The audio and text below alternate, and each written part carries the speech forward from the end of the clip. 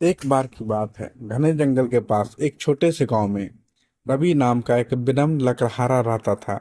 हर दिन वह लकड़ी काटने के लिए जंगल में जाता था, जिससे वह आजीविका कमाने के लिए ग्रामीणों को बेच देता था।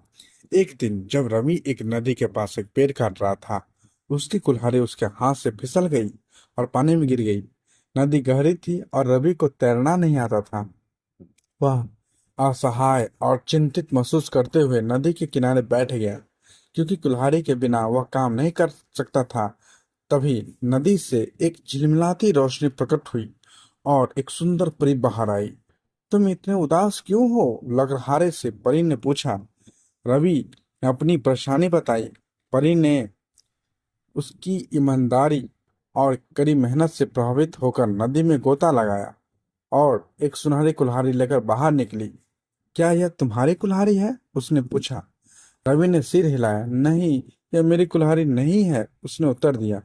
परी ने फिर गोता लगाया और एक चांदी की कुल्हाड़ी उठा लाई। क्या यह तुम्हारी कुल्हाड़ी है? उसने पूछा। रवि ने फिर से सिर हिलाया। नहीं, यह भी मेरी कुल्हाड़ी नहीं है।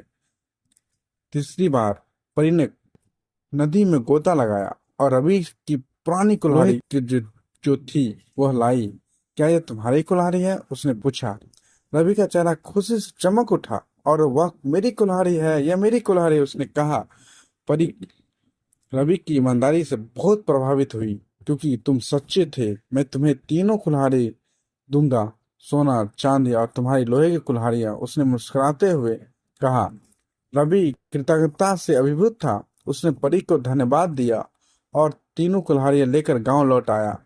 गांव वाले उसकी कहानी से आश्चर्यचकित हुए और उसकी ईमानदारी की प्रशंसा की।